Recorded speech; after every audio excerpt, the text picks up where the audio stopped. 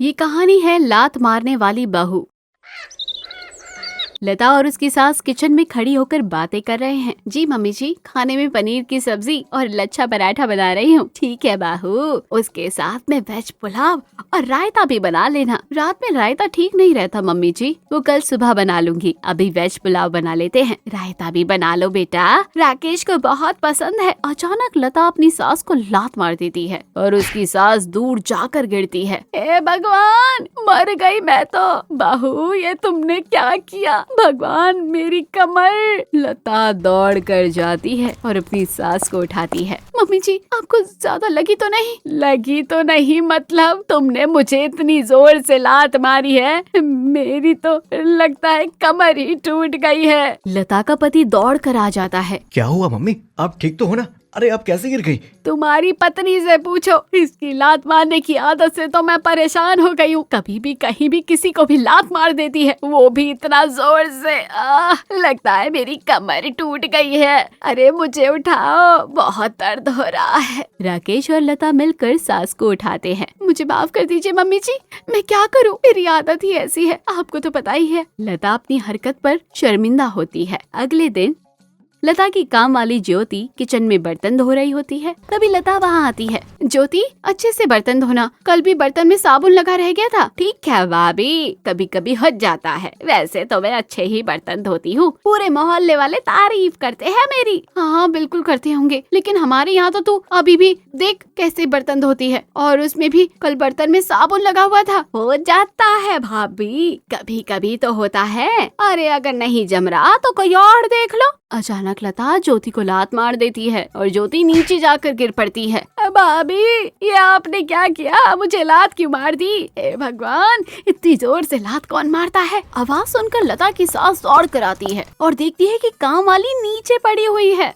अरे ज्योति, तुझे क्या हुआ? तू नीचे कैसे गिर गई? अरे मम्मी जी, मैं गिरी नहीं हूँ, बल्कि आपकी बहू ने मुझे लात मार कर नीचे गिरा दिया है। ये बात सुनकर सास हैरान रह जाती है और बहू की तरफ देखती है। बहू शर्मिंदा होती है। अरे बेटा, गलती से हो गया होगा, ऐसी कोई लात थोड़ी ना मारता है। अरे नहीं मम्मी जी, इतनी जोर से लात कोई गलती से मारता है क्या? आपकी बहू को कोई बीमारी है, इसका इलाज करवाओ। अच्छा, तो उठ जा, तुझे कहीं लगी तो नहीं?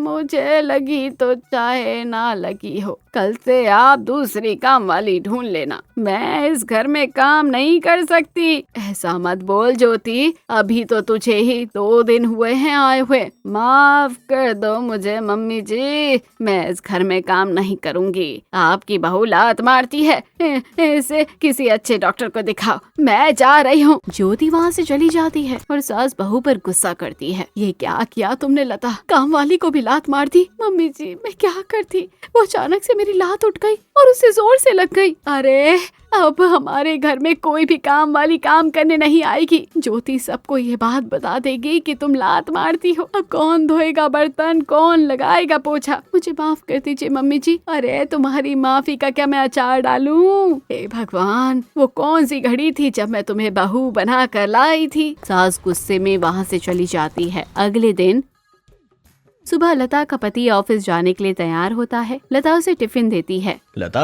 मेरा टिफिन दे दो जल्दी, मुझे देर हो रही है। बस अभी लेकर आई, ये लीजिए आपका टिफिन। शाम को कुछ सामान तो नहीं लाना है ना?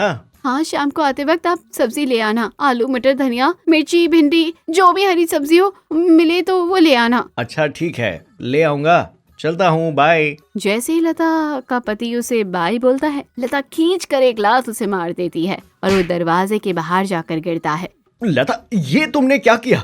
मुझे क्यों लात मारी?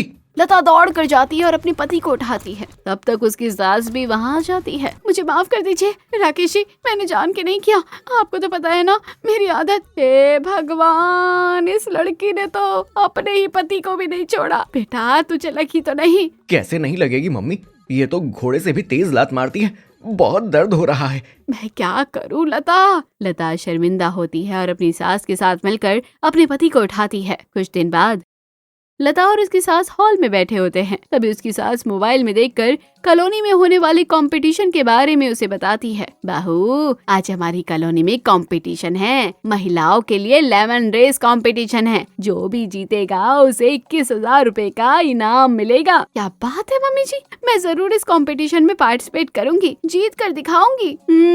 जरूर बेटा, तुम भी कंपटीशन में नाम लिखवा दो। शाम को हम लोग चलेंगे, मुझे यकीन है तुम ही जीतोगी। कुछ ही देर बाद सभी लोग कंपटीशन में जमा होते हैं। 3-4 औरतें मुंह में चम्मच दबाकर उसमें नींबू रखकर खड़ी हैं। लता भी उसमें एक रेस का हिस्सा हो चुकी है। तभी रेस शुरू होती है। लता जल्दी जल्दी दौड़कर रेस को जीत लेती है और बहुत खुश होती है। लता की सास भीड़ में बैठी हुई है, उसके लिए वो खुश होती है और तालियां हो जाती है। बहुत अच्छा बेटा, शाबाश, बहुत अच्छे। लता इस रेस को जीत तो लेती है और दौड़ दौड़ कर आकर अपनी सास के गले लग जाती है। देखा मम्मी जी, मैंने कहा था ना आपको कि ये रेस मैं ही जीतूंगी। हाँ बेटा, मुझे पूरा यकीन था कि ये रेस तुम ही जीतोगी। शाबाश बेटा, बहुत अच्छे। स्टेज में अनाउंसमेंट होता है। फीमेल जज लिफाफा और ट्रॉफी लेकर खड़ी है। सभी महिलाओं ने बहुत अच्छा कंपटीशन किया। सभी एक से बढ़कर एक है, लेकिन कोई एक तो विनर बनता ही है और आज इस लेमन रेस की विनर बनी है श्रीमती लता। सभी लता के लिए तालियां बजाने लगते हैं। लता की सास उसके लिए बहुत खुश होती है। लता स्टेज पर जाती है, जज उसे बधाई देते हैं, लिफाफा देती है और ट्रॉफी देते हैं। तभी अचानक से लता जज को जोर से लात मार देती है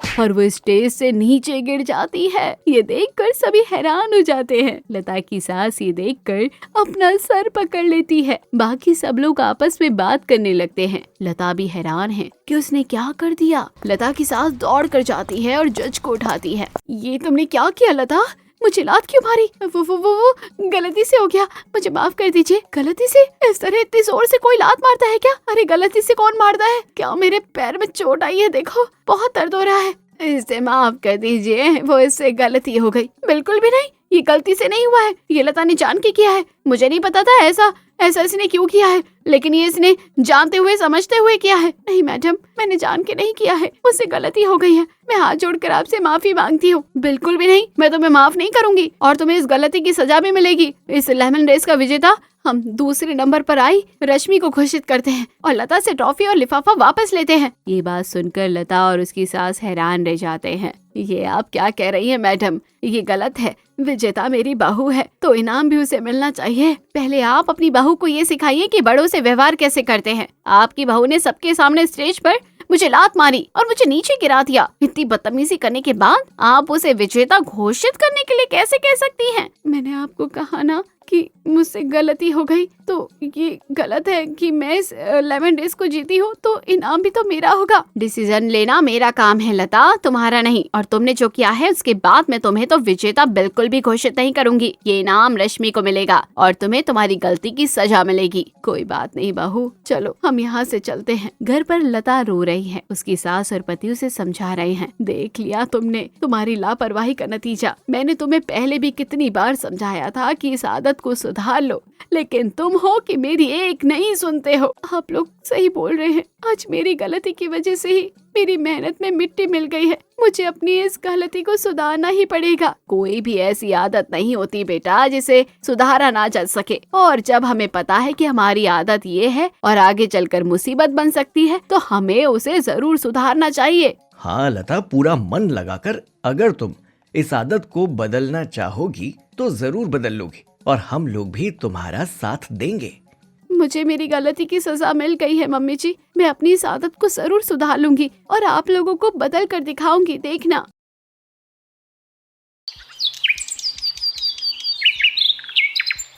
जल्दी जल्दी हाथ चला अंजलि, बहू आती ही होगी। बस थोड़ी सी सफाई और रह गई है माँ। 10 मिनट और दो, मैं पूरा घर चकाचक कर दूंगी। मैं तो तुझे 10 मिनट क्या पूरा दिन दे दूं, मगर इस बीच बहू आ गई तो हमारी खैर नहीं। लो, हो गया सारा काम माँ। आप चिंता मत कीजिए, मैंने घर का कोना कोना चमका दिया है। घर की बहू रूपा का पूरे घर में खौफ था। सभी घर वाले रूपा से बहुत डरते थे और उसकी हर बात मानते थे। रूपा शॉपिंग के लिए बाहर गई थी और जाने से पहले अपनी सास और ननद को घर के काम सौंप गई थी। जैसे ही अंजलि घर की सफाई पूरी करती है, तभी घर में रूपा की एंट्री हो जाती है। माँ, भाभी आ गई। हमारा सब काम हो गया है, तो हमें घबराने की कोई जरूरत नहीं है। क्या खुसुर फुसुर हो रही है माँ बेटी में? थोड़ा जोर से बोलिए, जरा मैं भी सुनूं। नहीं बहू नहीं, हम तो कुछ भी नहीं कह रहे। अब आप मुझसे झूठ बोलेंगी रूपा सिंघानिया से? भूल गई क्या आप कि मैं किसकी बेटी हूँ? तू तो बेकार में गुस्सा हो रही है बहू। मैं तो अंजलि से बस इतना ही पूछ रही थी कि घर का सब काम हो गया है या नहीं। अच्छा, हाँ तो बताइए, घर की सफाई हो गई? जी भाभी। कपड़े धुल गए? जी भाभी। खाना बन गया? क्या खाना? खाना भी बनाना था क्या? मुझे तो लगा कि तू आकर खाना बनाएगी। मैं खाना क्यों बनाऊंगी भला? मैं क्या इस घर की नौकरानी हूँ? बल्कि आपको खाना बनाकर रखना चाहिए। अब खड़े खड़े क्या देख रही है? जाइए, चुपचाप जाकर खाना बनाइए। 1 घंटे के अंदर अंदर खाना बन जाना चाहिए। ठीक है बहू, जाती हूँ खाना बनाने। रुकिए माँ, मैं भी आपके साथ चलती हूँ। मैं आपकी कुछ मदद करवा दूंगी। तुम कहाँ चली गई अंजलि? माँ जी, खाना खुद बना लेंगी, तुम मेरे साथ कमरे में आओ। आज मेरे सिर में बहुत दर्द होने लगा है, जरा मेरे सिर की मालिश तो कर दो। लेकिन माँ अकेले कैसे खाना बनाएगी? मुझे एक ही बात को बार बार कहने की आदत नहीं है। तुमसे कहा ना मैंने मेरे सर की मालिश करने को, तो उसके आगे कोई सवाल जवाब नहीं, समझी? ठीक है भाभी, जैसा आप कहे। गुड, अब अपने साथ तेल लेकर मेरे कमरे में आओ। अगले दिन इतनी देर हो गई, मेरी ग्रीन टी अब तक मेरे कमरे में क्यों नहीं आई? रूपा आज सुबह सुबह ही अपनी सास और ननद पर गुस्सा करने लगती है। मैं कुछ पूछ रही हूँ आप दोनों से, ऐसे मूर्ति जैसे बनकर क्यों खड़ी हो गई हो दोनों? वो आज मेरी आंख देर से खुली थी, जिस वजह से मुझसे सभी कामों में देर हो गई। और बहू, मैं तेरे ससुर और पति के लिए नाश्ता बनाने में व्यस्त थी, तो मुझे तेरी ग्रीन टी के बारे में ख्याल ही नहीं रहा। अंजलि, तुम अगर देर से उठी हो तो ये तुम्हारी गलती है। और माँ जी, अगर आप सबके लिए नाश्ता बना ही रही थी तो क्या मेरी ग्रीन टी मेरे कमरे में नहीं भिजवा सकती थी?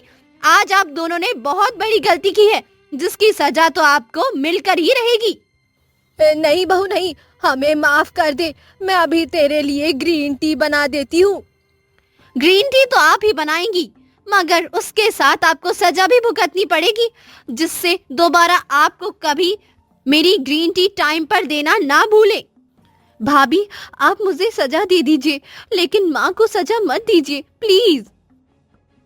भाभी, आप तो जानती हैं माँ के घुटनों में दर्द रहता है, वो पूरे घर में पोछा कैसे लगा सकती हैं? और बहू, अंजलि को पूरे दिन भूखे रहने की सजा तो मत दे। मुझे कुछ नहीं सुनना है। 10 मिनट में मेरी ग्रीन टी मेरे कमरे में आ जानी चाहिए, नहीं तो आप दोनों की सजा डबल हो जाएगी। इतना कहकर रूपा वहाँ से चली जाती है और दोनों माँ बेटी अपने अपने काम में व्यस्त हो जाती है। थोड़ी देर बाद मेरे घुटने में आज बहुत दर्द हो रहा है। लगता है घर में पोछा लगाते लगाते आज जान ही निकल जाएगी। एक तरफ पूरे घर में पोछा लगाने से सास की हालत खस्ता हो जाती है, तो दूसरी तरफ अंजलि भूख से बेचैन हो रही थी। माँ, बहुत तेज भूख लगी है, क्या करूँ? भाभी से छुपकर कुछ खा लूँ क्या? खा ले, लेकिन बहुत ध्यान से। अगर उसे खबर हो गई कि तूने कुछ खाया है तो कड़ी सजा देगी। माँ, ये सब आप ही की वजह से हुआ है। ना आप इतने बड़े खानदान की लड़की को अपने घर की बहू बनाकर लाती, और ना ही भाभी को हम पर हुक्म चलाने का मौका मिलता। मुझे क्या पता था कि मेरी एक लौती बहू ऐसी निकलेगी। अच्छा चलिए, जो हुआ सो हुआ, मगर अब तो कोई रास्ता ढूंढिए इस हिटलर बापी से बचने का। मैं क्या रास्ता ढूंढूं? मेरे घुटने में इतना दर्द है कि कुछ और सोचा ही नहीं जा रहा। और यहाँ खाली पेट मेरा दिमाग नहीं चल रहा। अंजलि और रजनी आपस में बात कर ही रही होते हैं कि तभी अचानक घर की डोर बेल बजती है। अंजलि दरवाजा खोलती है तो देखती है उसकी भाभी के पिताजी आए हैं। अरे अंकल, आप आइए आइए, नमस्ते। माँ देखिए कौन आया है। अरे समधी जी, आप अचानक कैसे आना हुआ? आइए बैठिए। मैं बैठ जाऊंगा, लेकिन पहले आप बताइए कि सब ठीक तो है। मेरी बेटी रूपा कैसी है? उसकी तबीयत तो ठीक है? हाँ हाँ भाई साहब, सब ठीक है। आपकी बेटी भी ठीक है और अपने कमरे में आराम कर रही है। तो फिर उसके होते हुए आप काम क्यों कर रही हैं? सुरेश इतना कहता ही है कि तभी अंजलि को चक्कर आ जाते हैं और वो बेहोश होकर जमीन पर गिर पड़ती है। अरे बेटी अंजलि, क्या हुआ तुझे? उठ, तू उठ क्यों नहीं रही? मैं पानी लाती हूँ। अरे अंजलि को अचानक क्या हो गया? रजनी रसोई में जाती है और पानी लेकर आती है। पानी को अंजलि के मुंह पर छिड़कती है, तब जाकर अंजलि को थोड़ा थोड़ा होश आता है। तूने सुबह से कुछ नहीं खाया, इसीलिए तेरा ये हाल हो गया। जा अपनी भाभी से माफी मांग, क्या पता वो तुझे माफ कर दे और कुछ खाने को दे दे। ये सब क्या हो रहा है? कोई मुझे भी बताएगा? अंजलि को मेरी बेटी से पूछकर खाने की क्या जरूरत है? और इसने सुबह से कुछ खाया क्यों नहीं? अब आपको क्या ही बताए समधी जी, हमसे बहुत बड़ी गलती हो गई जो हमने अपने बेटे की शादी आपके घर की। हमने नहीं पता था कि हम अपने घर में बहू नहीं बल्कि एक हिटलर घर में ला रहे हैं। रजनी सुरेश को सारी बातें बताती है कि कैसे उनकी बेटी रूपा पूरे घर पर हुक्म चलाती है, जिसे सुनकर सुरेश चौंक जाते हैं। आप तो ऐसे चौंक रहे हैं जैसे आपको जानते ही नहीं है। मैं सच में इस बारे में कुछ नहीं जानता था, लेकिन आप चिंता मत करिए, मैं सब ठीक करने की कोशिश करता हूँ। कहाँ है मेरी बेटी? बुलाइए जरा उसे। सुरेश के कहने पर रजनी रूपा को बुलाती है। रूपा ये सुनकर दौड़ी चली आती है कि घर में उसके पापा उससे मिलने आए हैं। पापा, आप यहाँ? आपने तो मुझे सरप्राइज ही कर दिया। पापा मत कहो मुझे। तुम जैसी बेटी के पिता होने से तो अच्छा कि मेरी कोई संतान ही ना होती। ये आप क्या कह रहे हैं पापा? मैं सब जान चुका हूँ। तुम अपने ससुराल में कैसे रहती हो। अपनी सास की सेवा करने की जगह तुम उनसे काम करवाती हो और बहन जैसी नंद को इतनी कठिन सजा देती हो। क्या मैंने तुम्हें यही संस्कार दिए हैं? लेकिन पापा, मैं क्यों इस घर का काम करूं? शादी के बाद अपना घर संभालना और सबका ध्यान रखना यही तो बहू का फर्ज होता है, मगर तुमने तो मेरा सर शर्म से झुका दिया। लेकिन मैं आपकी बेटी हूँ, इस शहर के सबसे बड़े इंसान सुरेश सिंघानिया की बेटी। मैं क्यों सबकी सेवा करूं? तुम पर अहंकार का भूत सवार है, या शायद मेरी ही परवरिश में कोई कमी रह गई। अगर आज के बाद तुमने अपनी आदतें नहीं सुधारी तो मुझे पापा मत कहना। ये आप क्या कह रहे हैं? मुझे माफ कर दीजिए पापा। अब तो मैं तुम्हें तभी माफ करूंगा जब तुम अपने ससुराल वालों की सेवा करोगी, ना कि उन्हीं लोगों को अपना नौकर बना कर रखोगी। ठीक है पापा, आप जैसा कहेंगे मैं वैसा ही करूंगी। धन्यवाद समधी जी, बहुत बहुत धन्यवाद। इस तरह रूपा अपनी हिटलर गिरी छोड़ कर देती है और एक अच्छी बहू बनकर रहना शुरू कर देती है।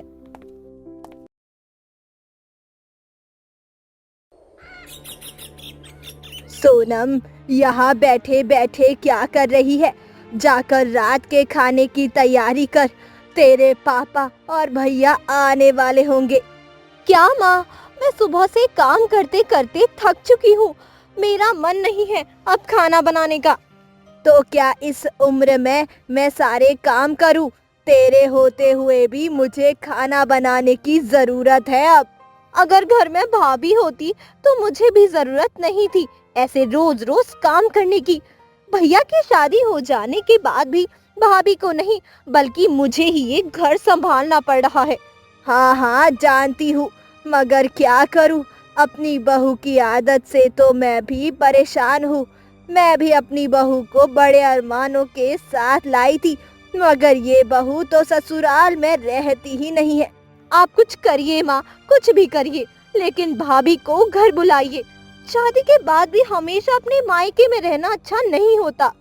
ये तो मैं भी जानती हूँ सोनम, तेरी भाभी को ससुराल में रोकने के लिए कुछ ना कुछ तो करना ही पड़ेगा। तब तक तू खाना तो बना दे।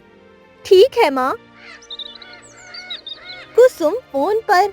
हेलो सुनीता बहन। जी जी कुसुम बहन जी, और कैसी है आप? मैं ठीक हूँ, और आपके घर में सब कैसे हैं? सब बढ़िया है बहन जी। कैसे फोन किया आज आपने? बहन जी, आप तो जानती ही है कि मैं निशा को बहुत दिन हो गए हैं अपने मायके में रहते रहते, अब तो उसे ससुराल आ ही जाना चाहिए। मैं समझती हूँ बहन जी, आप सही कह रही है, लेकिन मैं भी क्या करूँ? निशा जिद पकड़ कर बैठी है कि उसे अपने कमरे में एसी चाहिए तो चाहिए। आप घर में एसी लगवा लीजिए तो निशा भी अपने ससुराल वापस आ जाएगी। आप निशा को उसके ससुराल भेज दीजिए।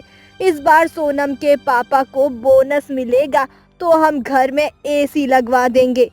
रुकिए, मैं निशा से बात करके अभी बताती हूँ। कुसुम सुनीता के जवाब का इंतजार करती है। हाँ तो बताइए सुनीता जी, क्या कह रही है निशा? निशा कह रही है कि जब एसी आएगा तो वो भी अपने ससुराल आ जाएगी। अच्छा चलिए ठीक है, मैं कोशिश करती हूँ कि घर में बहू के लिए जल्द से जल्द एसी लग ही जाए। अच्छा तो बहन जी नमस्ते। फोन कट हो जाता है और अब कुसुम चिंता में आ जाती है कि कैसे घर में एसी आए जिससे उसकी बहू भी अपने ससुराल वापस आ जाए। कुछ दिनों बाद। देख सोनम, आज घर में एसी आ गया है। अब देखना, तेरी भाभी कल ही अपने ससुराल भी लौट आएगी। हाँ माँ, भाभी लौट तो आएंगी, मगर मैं आशा करती हूँ कि भाभी फिर दोबारा किसी बहाने से वापस मायके ना जाए। बहू की फरमाइश को पूरा करने के लिए घर में एसी आ जाता है, जिसकी खुशखबरी कुसुम अपने समधन के घर फोन करके बताती है। हेलो सुनीता बहन जी, कैसी हैं आप? आपको एक खुशखबरी देनी है, घर में एसी आ चुका है। अब आप जल्दी से निशा से कहिए कि वो अपने ससुराल लौट आए।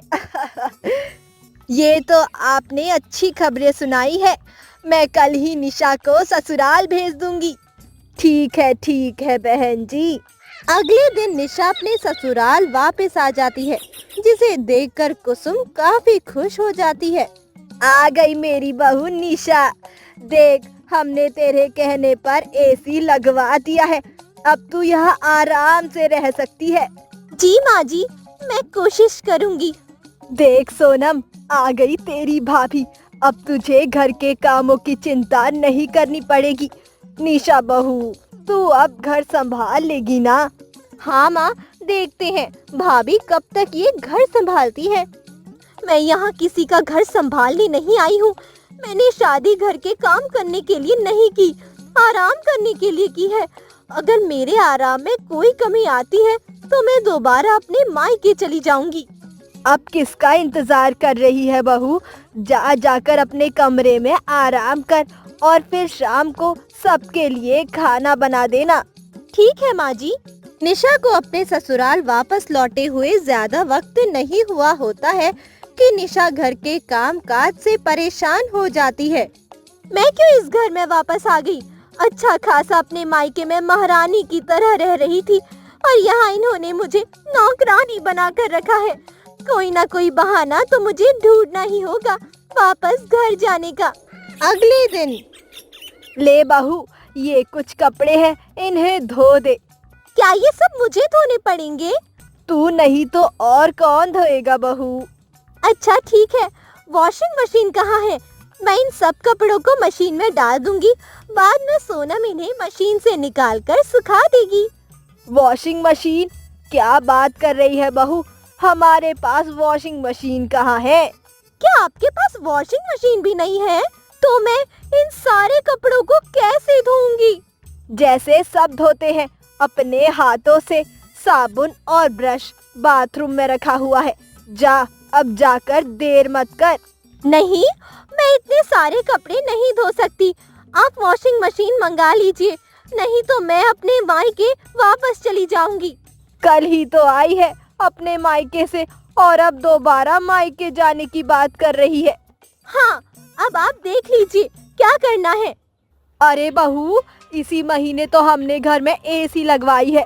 अभी इतने पैसे हमारे पास नहीं है कि आज ही हम तेरे लिए वॉशिंग मशीन भी ले आए। तो ठीक है, मैं अपने मायके वापस चली जाती हूँ। जब आपके घर में वॉशिंग मशीन आ जाए तो मुझे फोन करके बुला लेना। अरे सुन तो बहू, रुक जा। शादी के बाद ऐसे बार बार मायके नहीं जाते। निशा एक बार फिर अपने मायके वापस चली गई और कुसुम की लाख कोशिशों के बाद भी नहीं रुकी। फिर से चली गई भाभी। मुझे तो पता ही था ये इस बार भी नहीं रुकने वाली है। जब से शादी होकर आई है एक हफ्ता भी अपने ससुराल में नहीं रुकी है। शादी होने के बाद भी अपने मायके में ही रहती है। मैं क्या करूं इसका, मुझे भी कुछ समझ नहीं आ रहा। इसके तो पैर ससुराल में टिक ही नहीं रहे हैं। मैंने तो आपसे पहले ही कहा था माँ, इतने बड़े घर की लड़की को अपने घर की बहू मत बनाओ। भाभी के घर में 4 नौकर लगे हैं, उन्हें अपने घर में काम करने की आदत नहीं पड़ी है, इसीलिए ससुराल में काम से तो बचना ही चाहेंगी ना। ये तो तू ठीक कह रही है, लेकिन अब जो होना था सो हो गया। अब मैं ऐसा क्या करूं जो मेरी बहू के पैर अपने ससुराल में टिक जाए। माँ, मेरे पास एक आइडिया है। क्या आइडिया है, बता। भाभी इस घर में काम करने की वजह से ही नहीं आ रही है, इसलिए उन्हें घर में बुलाने के लिए मेरे पास बहुत अच्छी तरकीब है।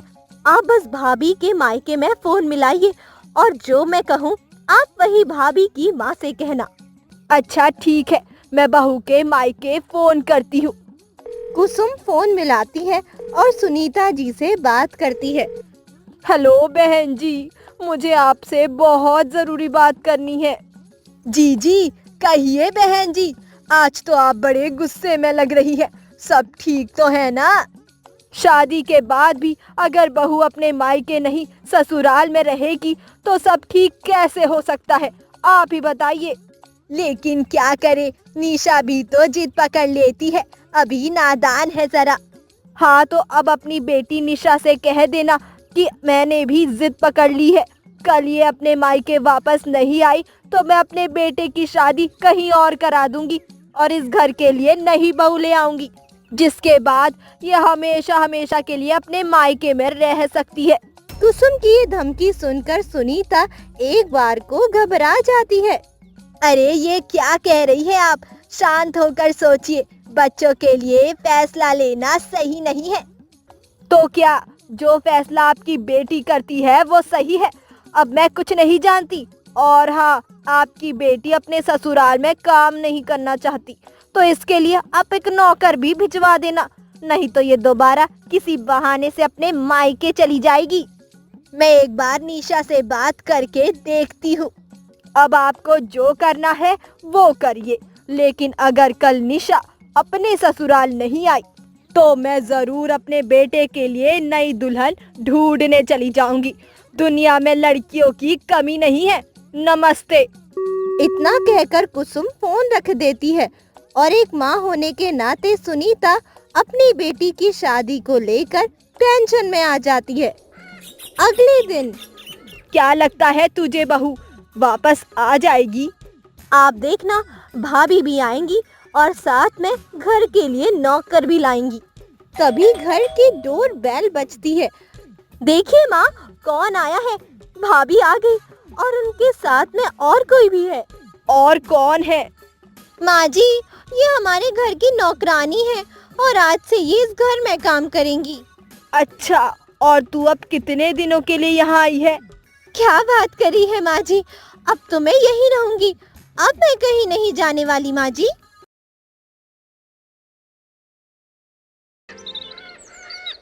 हाय दहिया, ये कौन है? हट हट, कौन आ गया है मेरे घर में? अरे प्रिया के पापा, जल्दी आइए, देखिए ये कौन भूत घर में घुस आया है। अरे माँ जी, शांत हो जाइए, ये मैं हूँ, आपकी बहू किरण।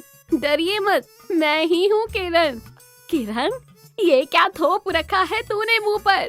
कोई भी देखेगा तुझे तो डर ही जाएगा। माँ जी, ये एक्सपेंसिव फेस पैक है, इससे स्किन ग्लो करती है। इससे स्किन ग्लो करे या ना करे, लेकिन आज तेरे इस फेस पैक की वजह से मेरी तो जान ही निकल जाती। आज के बाद मेरे सामने ऐसे भूत बनकर मत आना। ये सब चीजें अपने कमरे में ही बैठकर लगाया कर। अच्छा अच्छा ठीक है माँ जी। सुनीता की बहू किरण को सजने संवरने का बहुत शौक था। वो आए दिन स्किन केयर करती रहती थी और बहुत मेकअप भी करती थी।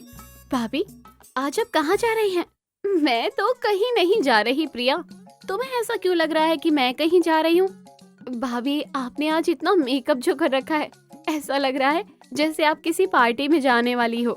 ओह नहीं नहीं, मैं तो घर में ही हूँ और घर में भी तो सुंदर बनकर रहना चाहिए कि नहीं? घर में तो इतना सारा मेकअप करने की क्या जरूरत है भाभी? घर में तो सिंपल भी रहा जा सकता है। तुम नहीं समझोगी, जाने दो। भाभी खाना बन गया आज का? मैं तुमसे यही कहने वाली थी प्रिया कि आज का खाना तुम ही बना लो। किचन में काम करने से मेरा मेकअप खराब हो जाएगा। तो फिर इतना मेकअप आपने किया ही क्यों है भाभी? अच्छा बताइए, घर की साफ सफाई तो आपने कर ही दी होगी। साफ सफाई? तुम्हारा दिमाग तो ठीक है, मैं साफ सफाई करूंगी? हाँ पता है कितनी धूल और बैक्टीरिया मेरे फेस पर लग सकते हैं। मैं इन सब कामों से दूर रहना ही पसंद करती हूँ। तो फिर ये सब काम कौन करेगा भाभी? तुम करोगी, और कौन करेगा? वैसे भी तुम्हें तो अच्छे से रहना आता नहीं और ना ही तुम्हें अपनी स्किन का ख्याल रखना होता है, इसलिए तुम घर का काम ही कर लो, यही बेहतर होगा। चलो मैं अपने कमरे में आराम करने जा रही हूँ। मैं ज्यादा बात करूंगी तो मेरे फेस पर लाइन आ जाएगी। इतना कहकर किरण वहाँ से चली जाती है और प्रिया को मजबूरन घर का सारा काम करना पड़ता है।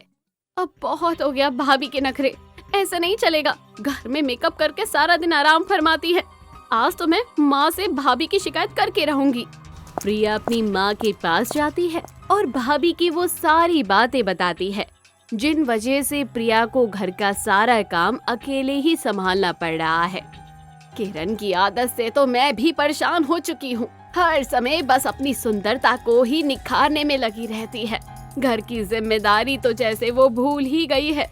पर मैं भी क्या करूं, उसे समझाकर थक चुकी हूं मैं, लेकिन वो समझती ही नहीं। अब मैंने भी उसे समझाना छोड़ दिया है। तू भी जाने दे बेटा। लेकिन माँ, मैं पड़ोस वाली शर्मा बहन जी के पास जा रही हूँ। मेरा समय खराब मत कर अब, और जल्द से जल्द घर का काम निपटा ले। इतना कहकर सुनीता वहाँ से चली जाती है और प्रिया एक बार फिर घर के कामों के बीच में फंस जाती है। अरे मेरी ये रेड लिपस्टिक तो खत्म हो गई और ये फाउंडेशन भी खत्म होने जा रहा है। तुम क्या रात में भी मेकअप करके सोती हो? आप चुप हो जाइए और मेरे मेकअप के बीच में मत आइए। अच्छा ठीक है, मैं सोने जा रहा हूँ। कहीं आप नाराज तो नहीं हो गए? अच्छा मुझे माफ कर दीजिए। नहीं, मैं तुमसे नाराज नहीं हूँ। तुम अपना मेकअप करो, मुझे तो बहुत तेज नींद आ रही है। अरे सुनिए तो, थोड़ी देर बाद सो जाना, पहले मेरी बात तो सुन लीजिए। क्या कोई जरूरी बात है? हाँ बहुत जरूरी बात है। अच्छा तो कहो फिर, क्या बात है? सुनिए जी, मेरी लिपस्टिक खत्म हो गई है। प्लीज मुझे एक नई लिपस्टिक दिला दीजिए। वो मेरी फेवरेट लिपस्टिक है। तो ये है तुम्हारी जरूरी बात? एक लिपस्टिक के लिए तुमने मुझे सोने नहीं दिया? नहीं नहीं, सिर्फ लिपस्टिक की बात नहीं, मुझे एक सनस्क्रीन और फाउंडेशन भी चाहिए। प्लीज मुझे दिला दीजिए, नहीं तो आप मुझे पैसे दे दीजिए, मैं ऑनलाइन शॉपिंग कर लूंगी। अच्छा तो पूरी मेकअप किट चाहिए तुम्हें? मेकअप के अलावा तुम्हें कभी कुछ और नहीं सोचता क्या? आप ये सब बात छोड़िए, आप ये बताइए कि आप मुझे इसके लिए पैसे दे रहे हैं या फिर आप खुद मार्केट से मुझे ये सब ला कर देंगे? इन दिनों ऑफिस में बहुत ज्यादा काम है, इसलिए मुझे मार्केट जाने का टाइम ही नहीं मिलेगा। तो तुम मुझसे पैसे ले लो और ऑनलाइन अपना मेकअप का सामान मंगा लेना। अच्छा ठीक है, तो लाइए फिर 8,000 रुपए। क्या 8,000 रुपए? तुम्हारा दिमाग तो ठीक है, मेकअप के 4 सामान के लिए 8,000 रुपए क्यों चाहिए तुम्हें? मैं तो फिर भी आपसे बहुत कम पैसे ले रही हूँ गौरव जी। 2,500 की तो मेरी ब्रांडेड लिपस्टिक है, 3,000 का फाउंडेशन और 2,000 की सनस्क्रीन, और सोच रही हूँ कि 500 रुपए का एक सीरम भी खरीद लूँ। एक मामूली लिपस्टिक तो 200 रुपए की भी मिल जाती है। तुम ऐसी कौन सी लिपस्टिक ले रही हो जो 2,500 की? देखिए जी, मैं कोई ऐसा वैसा मेकअप इस्तेमाल नहीं करती। मेरे सारे मेकअप प्रोडक्ट अच्छी कंपनी के हैं, इसलिए थोड़े से महंगे हैं। आप जल्दी से पैसे दे दीजिए बस। तुम्हारा मेकअप किसी दिन मुझे कंगाल ना कर दे। थोड़ा मेकअप पर खर्चा करना कम कर दो। गौरव की बातें सुनकर किरण गुस्से से मुंह फुलाकर बैठ जाती है। अच्छा ठीक है, मैं तुम्हें 8,000 रुपए देता हूँ तुम्हारे मेकअप के सामान के लिए, लेकिन एक शर्त पर। अगले 3 महीने तक तुम अपने मेकअप पर 1 रुपया भी खर्च नहीं करोगी। अच्छा ठीक है। ठीक है, फिर अब तो गुस्सा छोड़ दो। ठीक है, और आप अब सो जाइए, बहुत रात हो गई है। आज बहू कहीं नहीं दिखाई दे रही। प्रिया, तूने देखा अपनी भाभी को? और कहाँ होगी भाभी? अपने कमरे में बैठकर मेकअप ही लगा रही होगी। जरा देखकर तो आ, सुबह से कमरे से बाहर क्यों नहीं आई है ये? अच्छा ठीक है माँ। प्रिया किरण के कमरे में जाती है। आप यहाँ क्या कर रही हैं भाभी? सुबह से अपने कमरे से बाहर क्यों नहीं आई हैं? आपकी तबीयत तो ठीक है ना? हाँ हाँ, मेरी तबीयत ठीक है और मैं थोड़ी देर में बाहर आ जाऊंगी। वो तो ठीक है, मगर आप दीवार की तरफ देखकर क्यों बात कर रही हैं? मेरी तरफ देखकर बोलिए। मुझे तुमसे जो कहना था मैंने कह दिया है। अब तुम कमरे से बाहर जा सकती हो प्रिया। किरण प्रिया से मुंह छिपाकर बात कर रही थी। अपनी भाभी की यह हरकत प्रिया को थोड़ी अजीब लगती है। कुछ तो गड़बड़ है, ये जानना ही पड़ेगा कि आखिर भाभी मुझसे मुंह क्यों छुपा रही है। ऐसा सोचकर प्रिया अचानक भाभी के सामने आ ही जाती है और जैसे ही प्रिया अपनी भाभी का चेहरा देखती है, उसकी हंसी रुके से भी नहीं रुकती है। भाभी, आपकी शक्ल। भाभी, आपका ये चेहरा कैसा हो गया? ये आपके चेहरे को क्या हो गया? बिल्कुल बंदर जैसी लग रही हो आप। माफ करना भाभी, मगर हाँ, मेरी हंसी नहीं रुक रही है। प्रिया के हंसते हंसते पेट में दर्द हो जाता है और प्रिया अपनी माँ को अपनी भाभी के कमरे में बुला लेती है।